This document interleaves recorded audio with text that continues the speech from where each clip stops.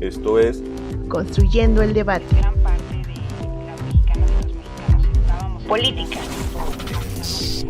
periodismo, movimientos sociales, Estados Unidos tiene una cultura. negacionista.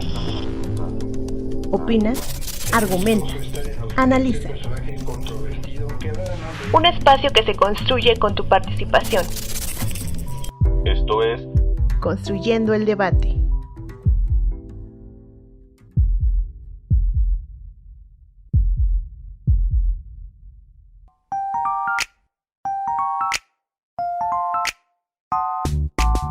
Durante el confinamiento del 2020, la mayoría de las personas aumentó el tiempo que pasaba en casa utilizando el celular para navegar por internet, razón por la cual muchas aplicaciones tuvieron un auge, en especial TikTok. Se popularizó sobre todo entre jóvenes, que dejaron de asistir presencialmente a la escuela, campos deportivos, de recreación y culturales.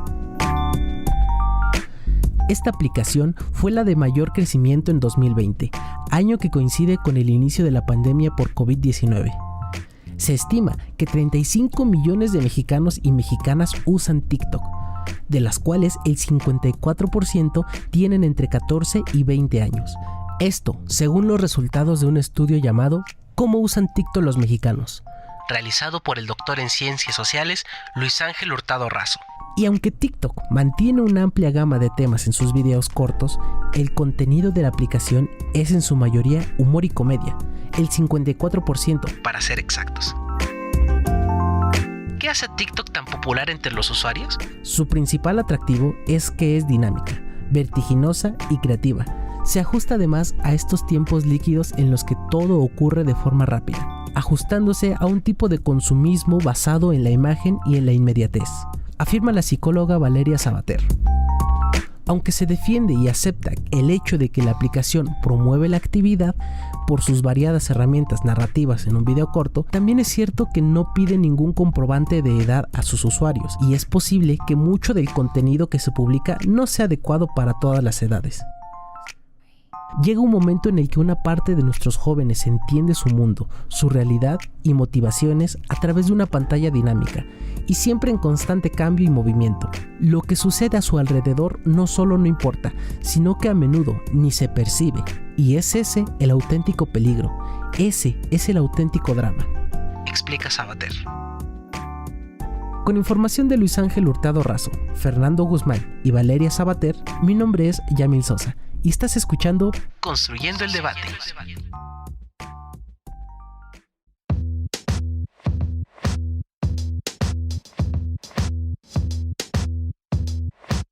Hola, ¿qué tal, amigas y amigos? Les saluda Cristian Mariscal y esto es Construyendo el Debate, el podcast de la Facultad de Ciencias Políticas y Sociales de la UNAM, que podrán escuchar todos los miércoles. Nos pueden seguir a través de Facebook e Instagram, no pueden hacernos llegar sus preguntas, comentarios y sugerencias sobre todos los temas que quieran que abordemos en este su espacio.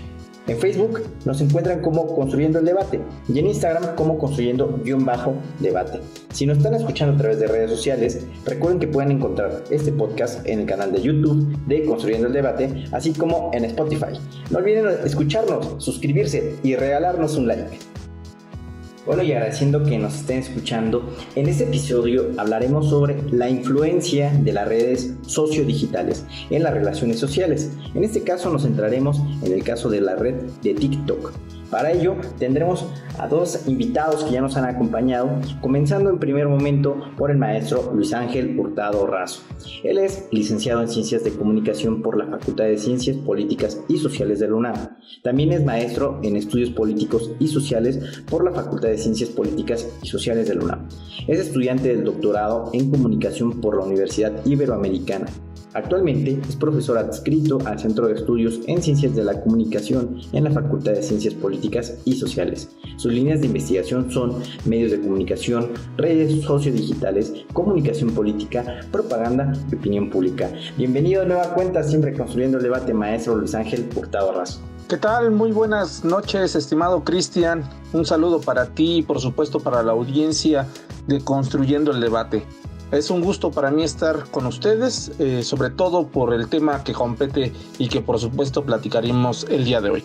Bueno, y para dar comienzo a este episodio, maestro Luis Ángel, pues comenzar planteándonos planteándole a usted qué hace diferente a TikTok de las demás redes sociales que ya conocemos un poco más, como para que se hiciera tan popular en tan poco tiempo. Pues básicamente tiene que ver con 3 elementos. El primero de ellos es con el ámbito justamente de la velocidad en la que fluye la información en esta red sociodigital.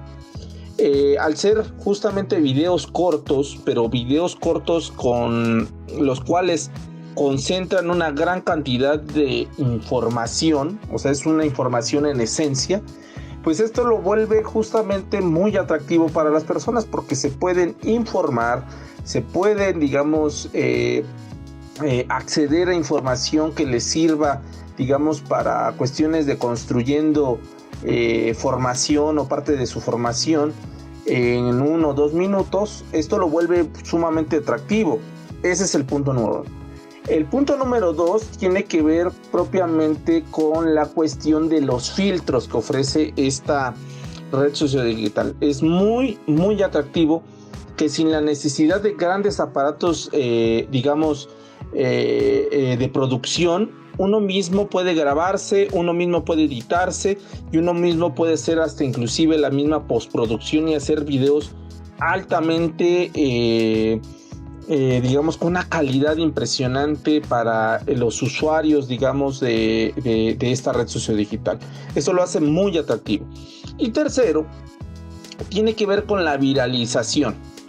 Y esto justamente lo hace también muy atractivo, que en cuestión a los metadatos te permite etiquetar, digamos, usar hashtags, etcétera, etcétera.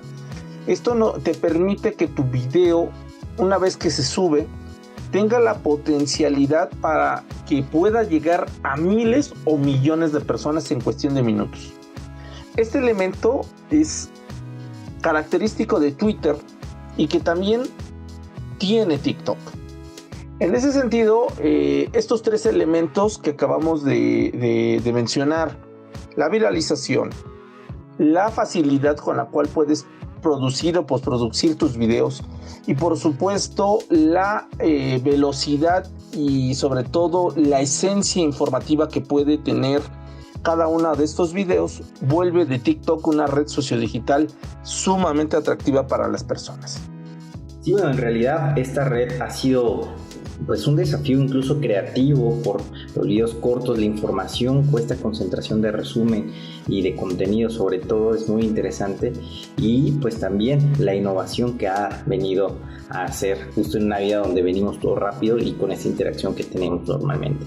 Y maestro Luis Ángel, respecto a precisamente las políticas que sigue TikTok, ¿son adecuados los términos y condiciones que esta red social tiene como para tratar el contenido que sube? Es decir, en temas de información falsa, violencia o incluso pues contenido sexual. Pues actualmente podríamos decir que sí, porque justamente tiene sus políticas de manejo de esta red sociodigital que son muy claras al momento de que uno crea una cuenta, y también pues bueno, son muy claras en lo que tiene que ver con ciertas penalizaciones en contra de algunos actores que en llegado momento violen o violenten, digamos, la regla de operatividad de esta red sociodigital. Ahora, si estas, tú me preguntas si son suficientes o pueden en llegado momento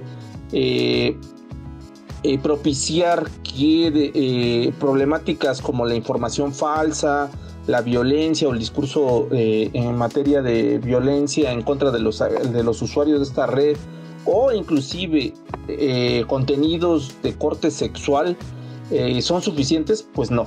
De hecho, ninguna red sociodigital garantiza eso, ni puede garantizarlo, porque justamente tiene que ver con uno de los principios que son característicos de Internet, que justamente Internet, al ser de construcción social, cada uno de los personajes o de las personas que usa Internet puede generar el contenido que quiera y puede burlar en llegado momento los filtros, las burbujas y todo lo que tiene que ver justamente con reglamentación al interior de Internet.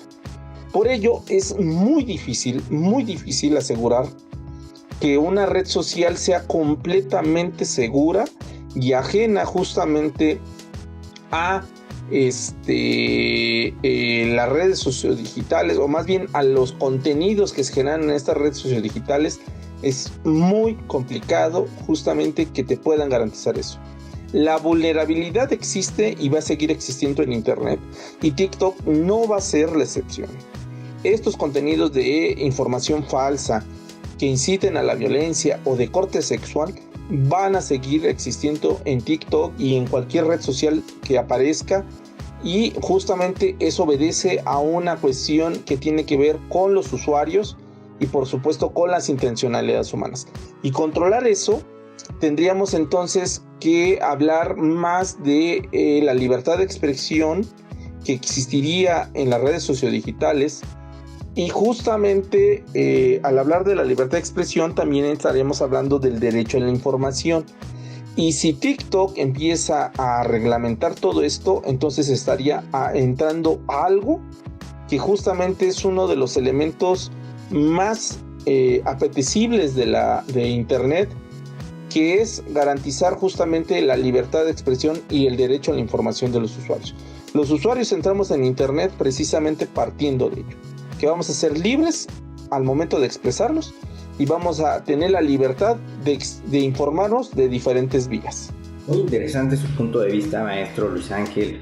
Realmente, pues sí vemos que puede haber controles, sin embargo, como dice, al final de cuentas parece que termina siendo libre. Sin embargo, yo pienso que sí ha venido una tendencia a limitar ciertos contenidos de expresiones que, claro, vienen tendencia al respeto sobre todo, pero y pues en esta red social exclusivamente, pues el tema del acercamiento que tiene a muchos menores de edad. Pero claro, eso es un planteamiento que está aquí justo para construir el debate.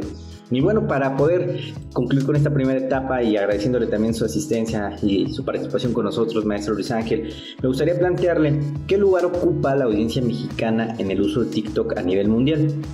Y si tiene el dato, ¿cuál es la edad promedio de los suscriptores? Bueno, actualmente con respecto al nivel de audiencia que tiene México en cuanto al uso de TikTok a nivel internacional, debo decir que según datos que ofrecieron en su corte justamente de diciembre del 2021, TikTok, actualmente existían 1.200 millones de personas con acceso a esta red social, o sea, número de usuarios, de los cuales México ocupaba o estaba entre los 10 países en el mundo que más utilizaba esta red social.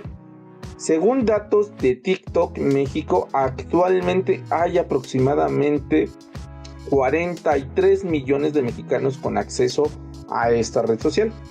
Justamente está por encima de redes sociales como el caso de Telegram, el caso de Twitter, que es de las redes sociales con más crisis, por lo menos pérdida de usuarios en el mundo en los últimos 10 años.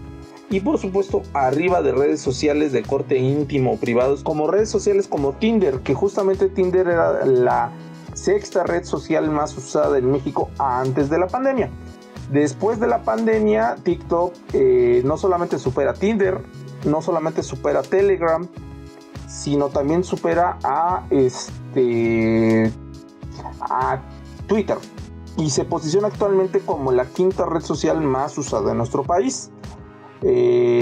Antes de la pandemia, TikTok estaba en el 9º lugar, estaba por abajo de Twitter, estaba por abajo de Telegram, por abajo también de Tinder y por supuesto de Snapchat.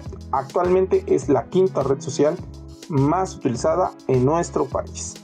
Y la edad promedio que actualmente tienen los usuarios de estas redes sociodigitales, el grosor está entre los 14 a los 30 años, con más del 60% de usuarios. Maestro Luis Ángel, siempre un gusto que nos esté acompañando con comentarios y sobre todo con un tema tan interesante, curioso como es esta red de TikTok, el consumo que estamos haciendo de ella y bueno, pues desde luego la influencia que tiene en las relaciones sociales. Muchísimas gracias, estimado Cristian, y por supuesto muchísimas gracias a la audiencia de Construyendo el Debate. Para mí siempre es un gusto estar con ustedes, les mando un muy fuerte saludo, y por supuesto les dejo estos datos que ofrece por supuesto la expertise que he tenido en los últimos años en el tema de redes sociales digitales y por supuesto de TikTok. Un abrazo muy fuerte y muy buena noche. Y bueno, amigas y amigos, es momento de ir a esta cápsula que ya es clásica aquí en Construyendo el Debate en el librero. En el librero. Cápsula con la información y reseña de las últimas publicaciones de la Facultad de Ciencias Políticas y Sociales de la UNAM.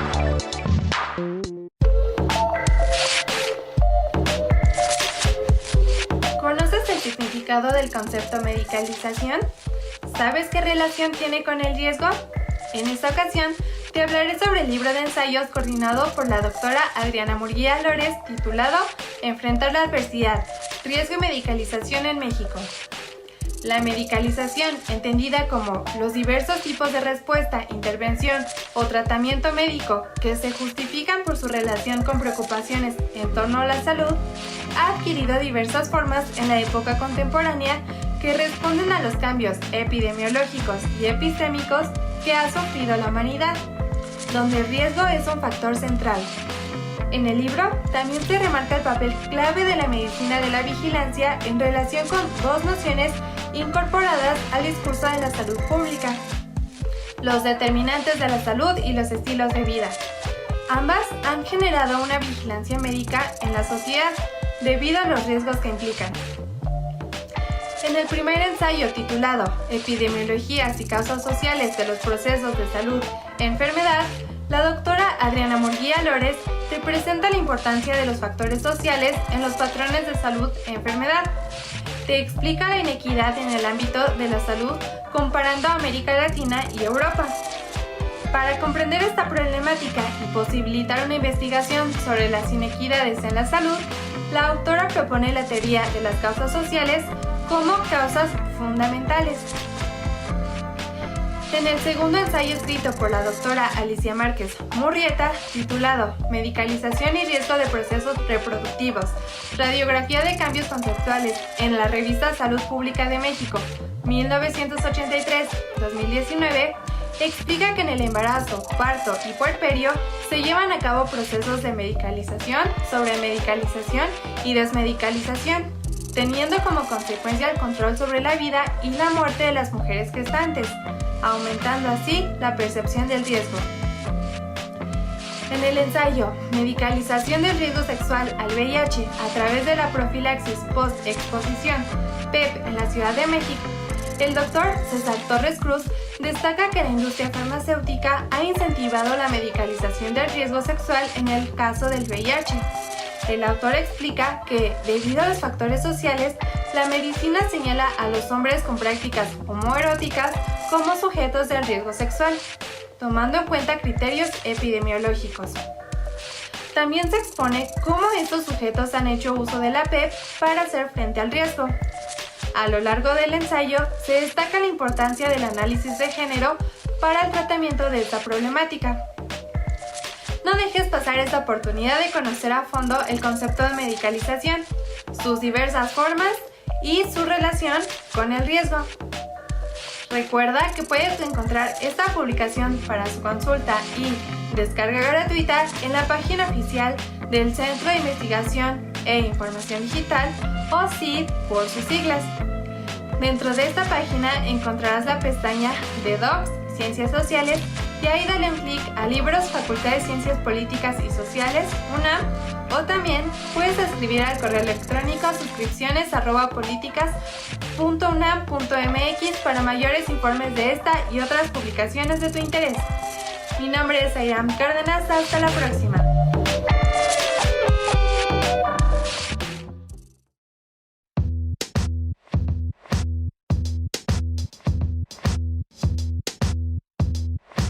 Bueno, y regresamos para poder continuar con esta segunda parte del episodio del día de hoy. Y también ahora nos acompañan de nueva cuenta en este espacio el maestro Giri Eduardo Alcántara Estrella. Él es licenciado en Ciencias de la Comunicación por la UNAM, también con especialidad en la producción audiovisual. Es maestro en Comunicación en el posgrado de Ciencias Políticas y Sociales de nuestra universidad. Actualmente también es doctorante en Ciencia Política en el mismo posgrado. Sus líneas de investigación son estudios sociodiscursivos, hermenéutica, teoría de los sistemas sociales, sociocibernética y virtualización de la realidad. También es profesor de asignatura adscrito al Centro de Estudios de Ciencias de la Comunicación en la Facultad de Ciencias Políticas y Sociales. Bienvenido, maestro Giri Eduardo. Buenas noches, muchas gracias por la invitación, Cristian. Y entrando en materia, maestro Giri, pues vámonos directo. ¿Cuál es el tipo de contenido que usted sabe que puede ser o suele ser el más viralizado en TikTok? El concepto de viralización tiene que ver con la velocidad en la que un contenido se dispersa, se propaga alrededor de la plataforma sociodigital en cuestión, y tiene que ver con un concepto un poquito más viejo que sería de la psicología, desde luego, que tiene más tiempo estudiando, que es el de contagio. La gente es fácil empatizar con algo cuando emocionalmente nos hace responder de cierta manera, y en México los contenidos, por ejemplo, de comedia son de los más que les damos más importancia. En México es muy importante la comedia, ¿no? Y también muchos de los contenidos que nos hacen reír. Eso es interesante porque son los extremos de las emociones, ¿no? La felicidad extrema y la tristeza extrema. Y también otros contenidos como la violencia se transmiten con mucha facilidad en las redes. En TikTok en particular, como plataforma sociodigital, como es una plataforma de microblogging, lo que se comparte con más fuerza son lo que tenga que ver con movimiento, los deportes, el baile. Uno de los temas de TikTok más recurrentes era los bailes, porque por ahí empezó. Los deportes, las habilidades, gente que tiene habilidades o destrezas manuales, y los contenidos graciosos o lo que la gente considera de comedia. Esto va a ser un reflejo siempre del estado de la sociedad, es decir, de lo que una sociedad viraliza, o lo que una sociedad viraliza es lo que considera interesante, importante, gracioso, y que comparte para generar este efecto de empatía extrema que es la viralización. Se propague rápidamente el contenido en una red. Bueno, esto tomando en cuenta también esta etiqueta o pues particularidad de esta red social como es TikTok, que justamente se hace orgánico con contenidos pues más reales, o más bien lo orgánico es más real porque pues así nace, con esta característica de que realmente no se puede pagar publicidad o difundir, y que realmente lo que se va viralizando pues es algo que interesa. Y qué curioso que tiene que ser algo mexicano, ¿no? El tema del humor sobre todo, y bueno, pues tristemente pues temas de humor, ¿no? Como la violencia que menciona. En ese sentido, maestro Giri, ¿de qué manera TikTok ha ido modificando las relaciones sociales de sus usuarios? TikTok vamos a ver, el alcance que tiene es una plataforma que tiene 1.5 millones, miles de millones, 1.5 billones, es decir, 1.5 mil millones de descargas y de usuarios. Ese es el alcance total de la plataforma, más o menos en un número, ¿no? Donde el 41% de sus usuarios oscilan entre los 16 y los 24 años. Significa que es un público joven. Cuando hablamos de esto con esta segmentación de mercado, no me gusta mucho utilizar los términos que vienen del marketing porque siento que segregan demasiado. Pero bueno, vamos en este momento a usarlos para fines explicativos. Cuando una plataforma tiene esta mayoría de público, es la que va a ser modificada realmente, es decir, es el alcance real que tiene la plataforma. Este margen de edad será a los que tenga más efecto, y a los demás puede que no les interese. Como es una red social tradicionalmente, bueno, desde que se creó en 2014, si no me equivoco, pues se ha asociado con jóvenes, y antes era con jóvenes todavía más chicos. Esta generación ya de 16 y demás pues ya está un poco más grande, pero empezó con niños de 12, 13 años. Estos niños ya crecieron y ahora son ese margen de 16 a 24, ¿no? Desde que se creó a la fecha, es más o menos si recorremos esa estadística. Entonces, ¿qué es lo que sucede? Cualquier plataforma sociodigital, como lo dije anteriormente, que es el reflejo del estado de un país, de una población, y esto va a abarcar las condiciones económicas, políticas, sociales, ¿no? El estado general de ánimo también de esa sociedad, si se considera que que son felices o no. Los grados de felicidad son marcadores internacionales que hay muchos estudios de ello. Existen y son formas de medir la manera en la que un pueblo está emocionalmente en general. Pero bueno, aquí estamos hablando de un segmento. Entonces, la manera en que va a modificar eso va a depender de varios factores. El primero es el económico. Si de eso vive esas personas, si hacen intercambios constantes, de qué manera se consume a través de esas redes o de esas plataformas sociodigitales, porque al final tenemos que recordar que son negocios. Y entonces, ¿qué van a hacer? Meter publicidad, generar contenido para meter esa publicidad en anuncios y también hacer análisis de comportamiento de las personas. Esto es muy importante. Una investigadora que se llama Shoshana Zuboff, en un libro que se llama La Era del Capitalismo de la Vigilancia, lo explica muy bien, ¿no? Las estrategias del análisis del excedente conductual de las personas. Es lo que hace TikTok. ¿Por qué? TikTok y Facebook y Twitter y todas. ¿Por qué? Porque tienen todos esos datos y pueden hacer estos análisis constantemente para vender cosas, para modificar incluso el estado de ánimo de las personas. Esto va a ser en cosas de política, en cosas sociales, en todos los temas raciales, lo de género, ¿no? Las comunidades y los diferentes géneros que existen, y van a tratar siempre de darles pequeños empujones para que sientan cosas a esas comunidades. Entonces, la manera que una plataforma modifica el comportamiento de las personas tiene que ver, en este caso y en casi, todas estas que son corporaciones, con el consumo. Alrededor de eso está un capitalismo muy desarrollado que tiene que ver con la modificación del carácter orientado al consumo, no por su bien. Hay un estudio de la Universidad de Georgia, si no me equivoco, que es el citado sobre que Facebook y algunas plataformas sociodigitales aumentan el malestar en sus usuarios cuando están ahí. Entonces, bueno, esto tiene que ver con que el consumo vacía de sentido a las personas. Y eso es lo que pienso que modifica en el comportamiento, afecta el comportamiento de las personas.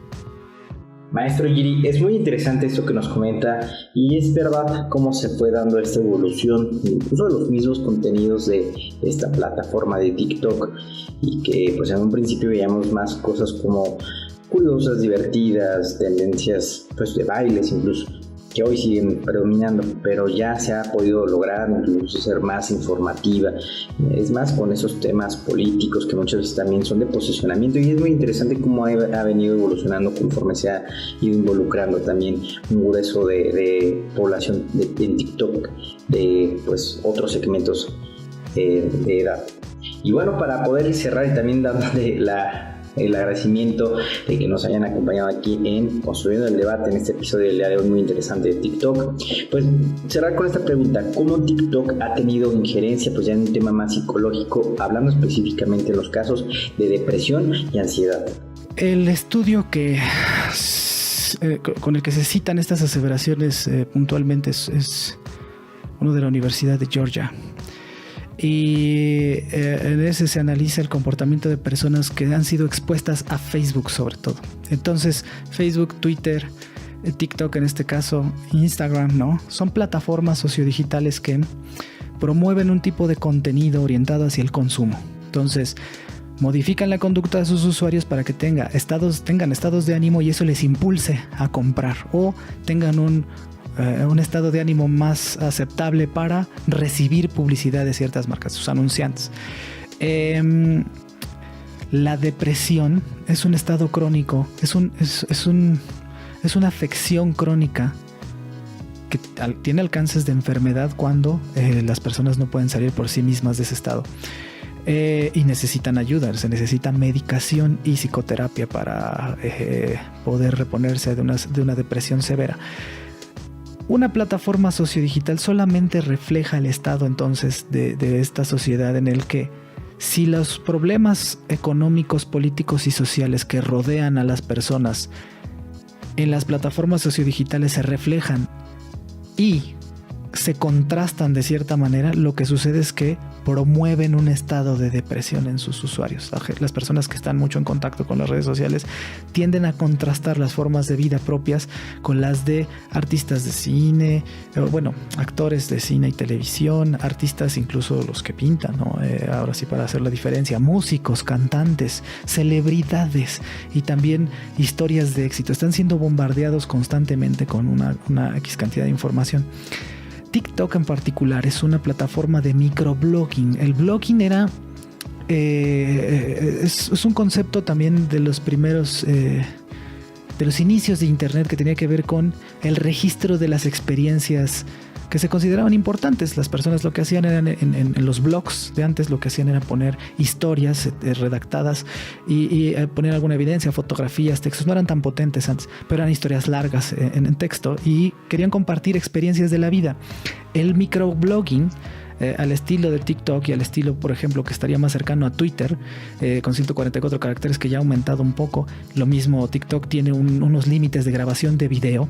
El microblogging en video, que sería la plataforma y su definición real de TikTok, es una plataforma que no tiene tiempo de explicar, de dar grandes explicaciones. Entonces presenta pequeños momentos de cosas muy hechas. Por ejemplo, si un deportista pone ahí como figura pública, pone ahí sus habilidades, son habilidades que ha cultivado durante muchos años de entrenamiento, y ahí solo podemos ver el resultado. Es mucho de resultados, no de procesos, de inmediatez, no de lo que conlleva desarrollar habilidades de ese estilo. Entonces yo veo a un artista que dibuja, por ejemplo, y veo cómo realiza un retrato perfecto o con un efecto muy, muy, muy bueno, pero no veo todos los años que le tomó hacer eso, solo veo el resultado todo el tiempo. Lo mismo va a suceder con las personas fitness, por ejemplo, ¿no? Las figuras delgadas, los músculos muy marcados, las personas genéticamente a lo mejor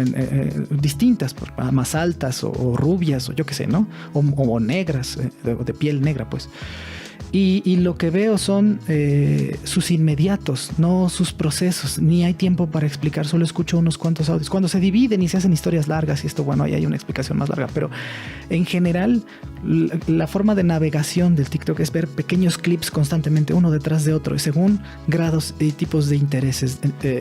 Los algoritmos están orientados a darme el contenido que quiero, para en medio de eso poner publicidad de cierto tipo.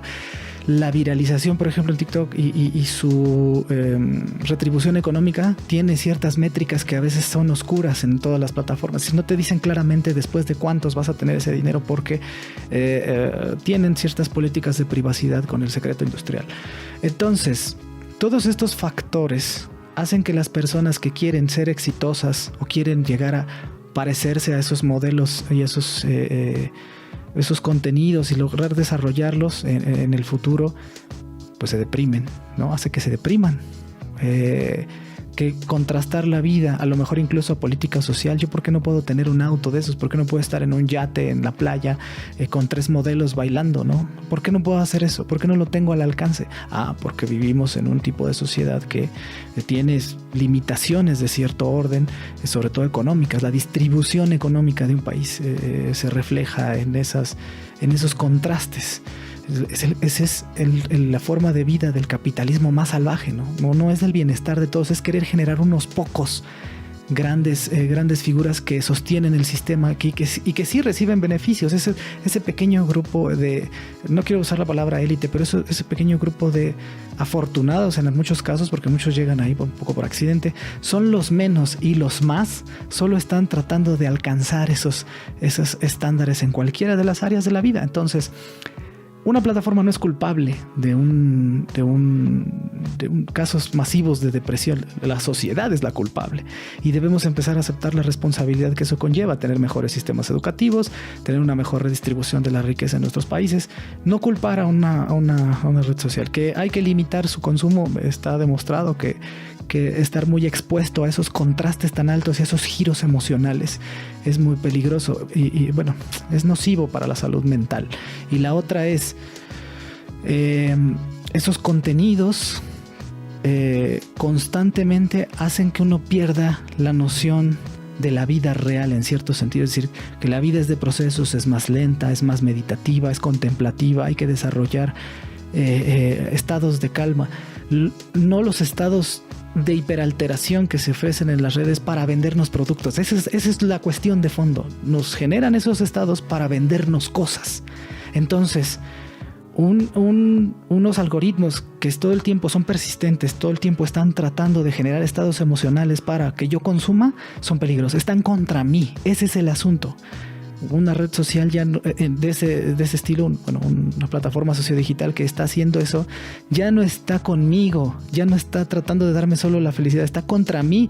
Si le conviene que yo esté triste para que consuma, va a traerme contenido triste, citas de libros, en fotos, escritores, formas de vida, ¿no? Que me hagan ponerme en el estado correcto para comprar.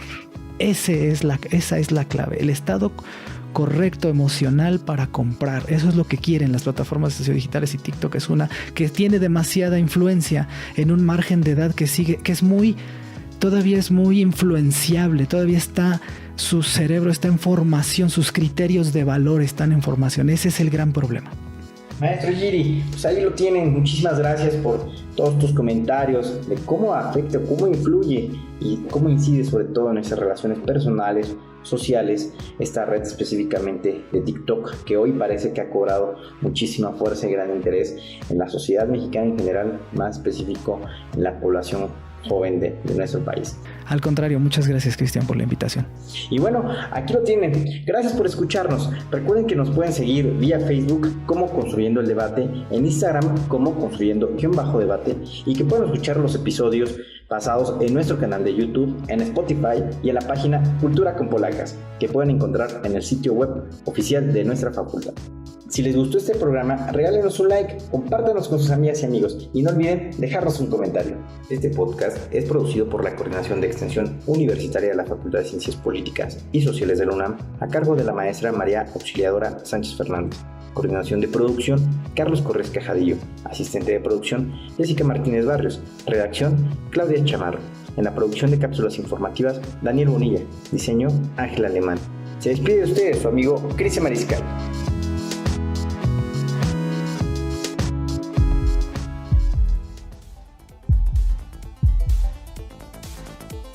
Esto fue Construyendo el Debate. Pues gran parte de la mexicana política. Estábamos esperando esto periodismo. Movimientos sociales. Estados Unidos tiene una política Cultura. Opina, argumenta, analiza. Un espacio que se construye con tu participación. Esto fue Construyendo el Debate.